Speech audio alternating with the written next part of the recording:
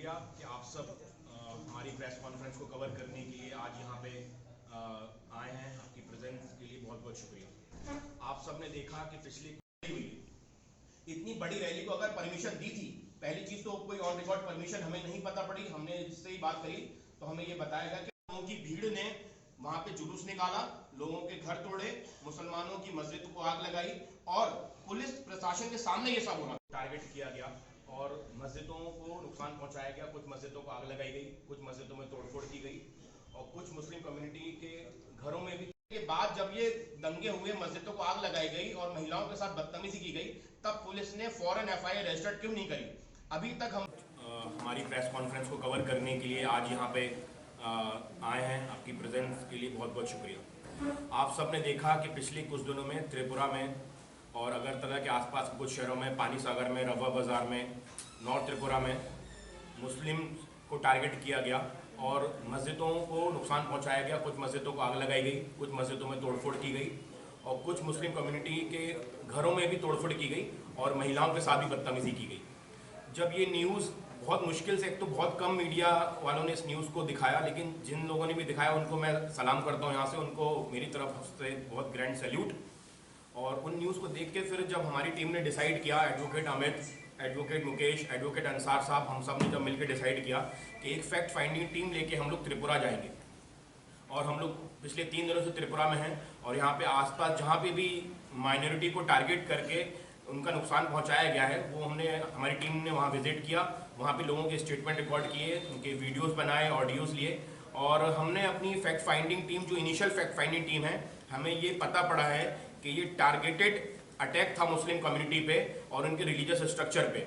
एक बहुत ही यूनिक चीज़ यहाँ पे देखने को मिली कि हिंदुस्तान में शुरू से धार्मिक दंगे होते रहते हैं, लेकिन यहाँ पे एक जो चीज़ दिखी कि पैगंबर साहब पे डायरेक्ट टारगेट किया गया और उनके नाम से नारे लगाए गए और बीजेपी के सीनियर लीडर्स, विश्व हिंदू परिषद के सीनियर लीडर्स डायरेक्ट मॉब को लीड कर रहे थे। और एक और यूनिक चीज़ यहाँ पे देखने को मिली कि जेसीबी मशीन भी लेके आए थे मॉब में। जेसीबी मशीन का काम क्या है? किसी रैली अगर कोई ऑर्गेनाइज हो रही है तो जेसीबी मशीन का क्या काम है? और आज आप देख रहे हैं कि कोरोना से हमारा पूरा देश जूझ रहा है, जहाँ पे कोविड गाइडलाइंस भी कोई चीज़ होती है उनका भी वॉयलेशन किया गया। 4,500 से 5,000 लोगों की भीड़ ने वहां पे जुलूस निकाला, लोगों के घर तोड़े, मुसलमानों की मस्जिद को आग लगाई और पुलिस प्रशासन के सामने ये सब हो रहा था। कितने वीडियोस आपने देखे हैं कि पुलिस ऑफिसर्स वहां पे हैं और उनके सामने ही ये दंगे किए जा रहे हैं और पुलिस वहां पे चुपचाप खड़ी हुई है।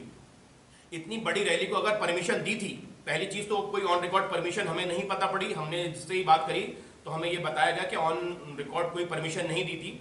परमिशन नहीं दी थी तो जिसने भी रैली निकाली उनके खिलाफ एफआईआर रजिस्टर्ड क्यों नहीं हुई?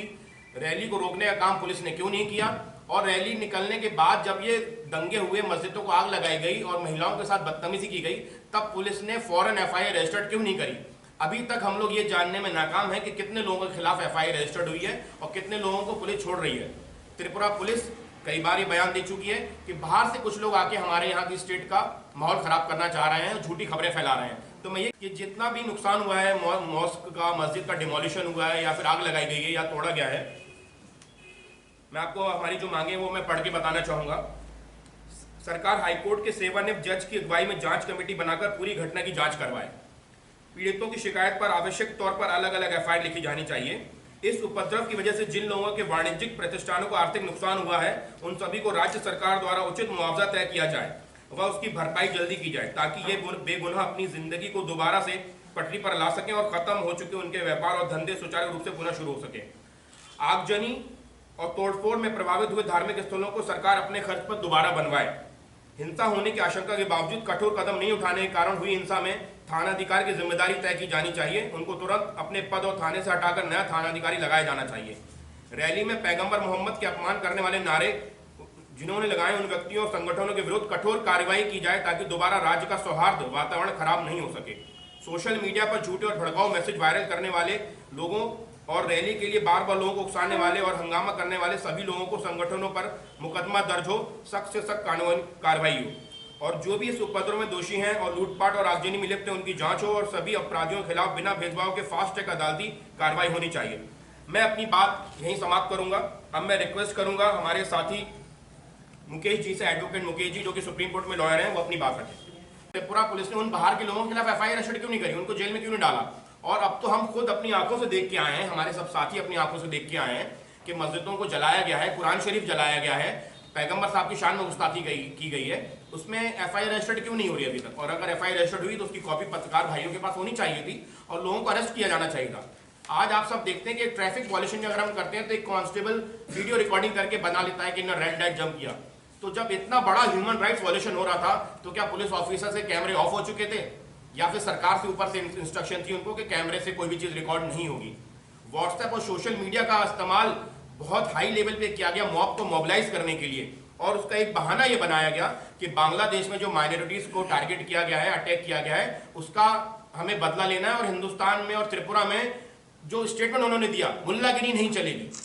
तो भाई ऐसी कौन सी मुल्लागिरी यहाँ पे चल रही थी जो कि आप लोगों को मस्जिदों को और मुसलमानों को मारना पड़ा? जबकि हमने लोकल लोगों से बात करी तो जो गांव के लोग हैं, पानी सागर, रफा बाजार हम लोग गए, वहां पे गांव के जो लोग थे, हिंदू कम्युनिटीज हो या मुस्लिम कम्युनिटीज हो, वो तो सैकड़ों सालों से मोहब्बत से रह रहे हैं। और कई जगह जहां पे मस्जिद को नुकसान नहीं पहुंचाया जा सका वहां पे हमारे हिंदू भाई खड़े हो गए मस्जिद को बचाने के लिए। कई जगह जहां पे गांव में नुकसान नहीं हुआ वहां पे हिंदू कम्युनिटी के लोग मुस्लिम्स की ढाल बन के खड़े हुए कि यहाँ पे हमारे यहाँ दंगा नहीं होगा। और विश्व हिंदू परिषद के लीडर्स ने हिंदुओं को बोला कि जो नहीं आएगा रैली में उसको भी हम देख लेंगे। इनको जबरदस्ती फोर्स किया गया रैली में आने के लिए। लेकिन आज भी आप सब जानते हैं कि 80% लोग, चाहे वो हिंदू हो चाहे मुसलमान हो, अमन पसंद है और एक दूसरे के लिए उनके दिलों में मोहब्बत है। लेकिन ये जो मोहब्बत बिगाड़ने का काम मुझे लगता है विश्व हिंदू परिषद और त्रिपुरा सरकार की आड़ में कर रही है। इस पे सरकार को और सुप्रीम कोर्ट को और त्रिपुरा हाईकोर्ट ने तो कॉग्निस ऑलरेडी ले लिया है। अब मुझे ये देखना है, आप लोगों को भी देखना है कि कितने ऑफिसर्स जेल जाते हैं और कितने विश्व हिंदू परिषद के लीडर्स जेल जाते हैं। नहीं छोड़ा जाना चाहिए क्योंकि वो इस देश की मेजॉरिटी नहीं है, वो फ्रिंज एलिमेंट्स है, वो किसी सोसाइटी को रिप्रेजेंट नहीं करते हैं।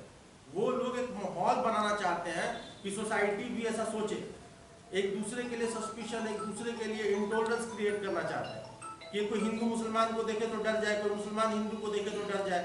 तो हम इन फ्रिंज एलिमेंट्स को डोमिनेट नहीं करने देना चाहते। हम यहाँ एक्यूज गवर्नमेंट को नहीं कर रहे हैं, हम गवर्नमेंट से अपील कर रहे हैं कि प्लीज उस फ्रिंज एलिमेंट को मेन स्ट्रीम बनने से रोका जाए। और हमें ये जो डर है हमारा, ये सच्चाई में तब्दील ना हो जाए कि क्या वो फ्रिंज एलिमेंट्स गवर्नमेंट में भी है, क्योंकि पैटर्न वही दिखा है। आप बोल रहे हैं कि कुछ फेक न्यूज है जो सोशल मीडिया पे चल रहा है और आप उस फेक न्यूज को इन्वेस्टिगेट कर रहे हैं। जो मस्जिदें जली हैं, जो घर और दुकानें जले हैं, उसको आप इन्वेस्टिगेट नहीं कर रहे हैं। इतना बड़ा पुलिस महकमा आपके पास, वो रिपोर्ट तो आपके पास पहुंची होंगी ना। अगर कोई फेक न्यूज है तो आप उसको डील कीजिए, लेकिन प्रायोरिटी क्या होना चाहिए? प्रायोरिटी वायलेंस को एड्रेस करना होना चाहिए, लॉ एंड ऑर्डर को एड्रेस करना होना चाहिए। आपने प्रायोरिटाइज कर दिया कि किसने फेक न्यूज, मतलब न्यूज नहीं दिखाएंगे लोग।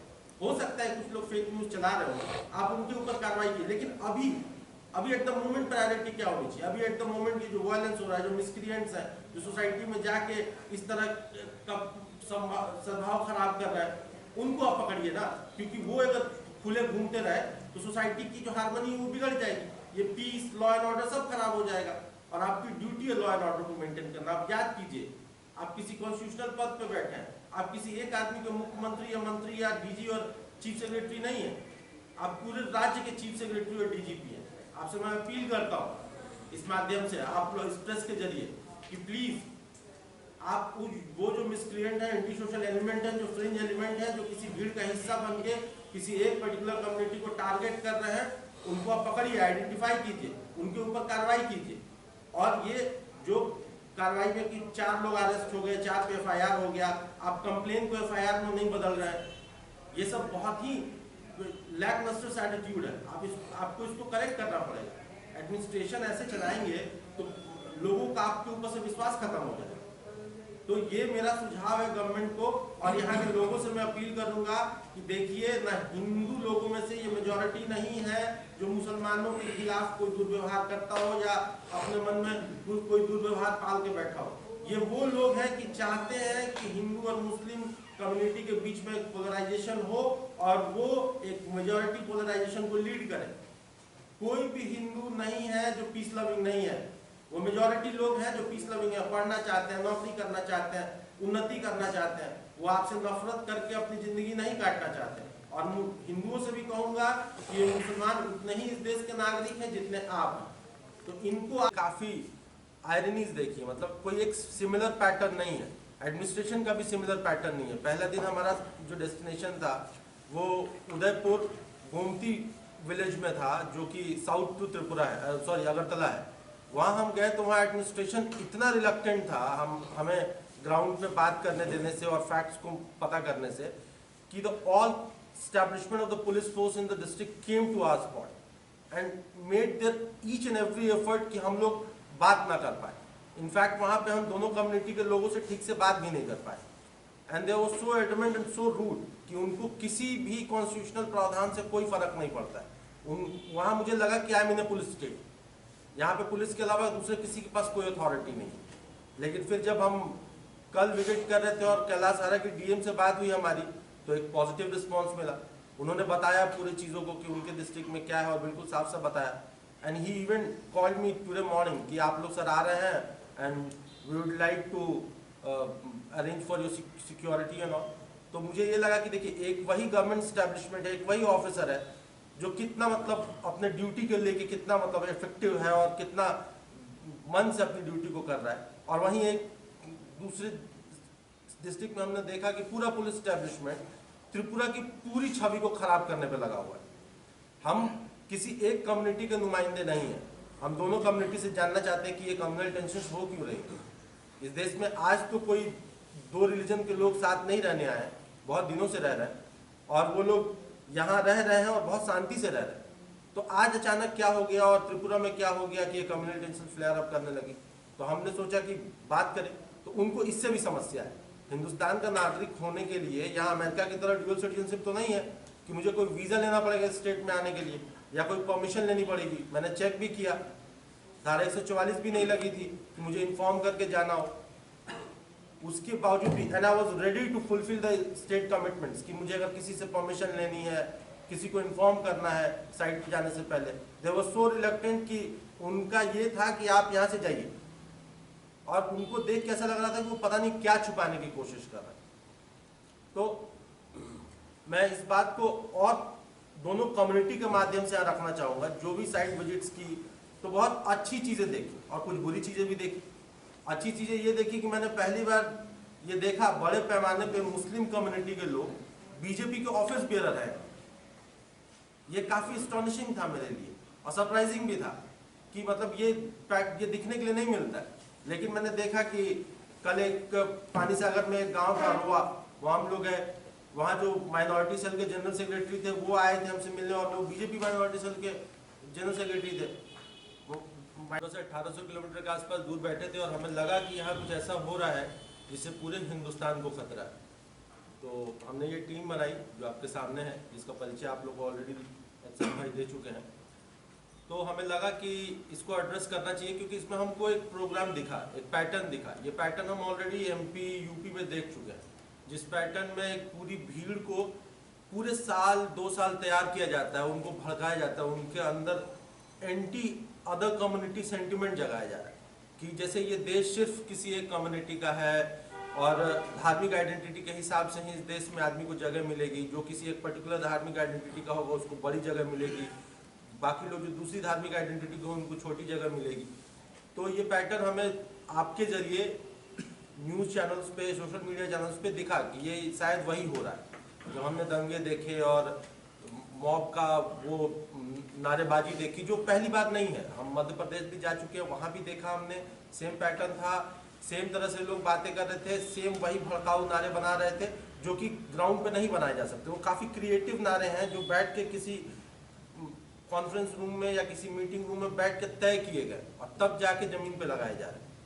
तो इसके लिए आप लोगों का बहुत बहुत शुक्रिया कि आप लोग ने ये बात पूरे देश में फैलाई, जिसके चलते आज हम यहाँ हैं और देख पा रहे हैं कि एग्जैक्टली हो क्या रहा है। अपनी बात रखने से पहले मैं अपना परिचय देना पसंद करूँगा। मैं एक वकील हूँ, एडवोकेट, और मैं दिल्ली में प्रैक्टिस करता हूँ और मेरा रुझान ह्यूमन राइट के मामलों में काफ़ी रहता है। तो इसलिए आप समझ सकते हैं कि यही मेरा प्रैक्टिस एरिया है। इसके अलावा मैं लेबर ऑर्गेनाइजेशन है all India central council of trade unions, उसका मैं दिल्ली स्टेट कमेटी का मेंबर हूँ और communist party of India Marxist Leninist का मैं मेंबर भी हूँ। मैं वहाँ दिल्ली में एक्टिव हूँ, पॉलिटिकली भी। तो ये मैसेज मैं क्लियर कर देना चाहता हूँ कि मैं पॉलिटिकली भी लिंक्ड हूँ। कि आप मेरी बात को ठीक से समझ सकें।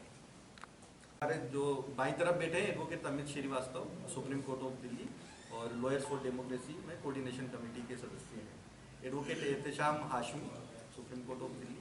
मेरा नाम एडवोकेट अंसार इंदौरी है, सुप्रीम कोर्ट ऑफ दिल्ली। और advocate Mukesh, supreme court of Delhi. हम लोग दिल्ली से आए हैं और फैक्ट फाइंडिंग जो है वो करना हमारा एक मकसद था। तो हम पहले हमारी पूरी बात रख देंगे, उसके बाद आप लोगों के जो सवाल होंगे हम उसका सुप्रीम कोर्ट ऑफ इंडिया हमारे जो बाई तरफ बैठे हैं advocate Amit Srivastava, Supreme court of Delhi. Subscribe to Tripura Info and press the bell icon so that you never miss any latest updates and news on Tripura.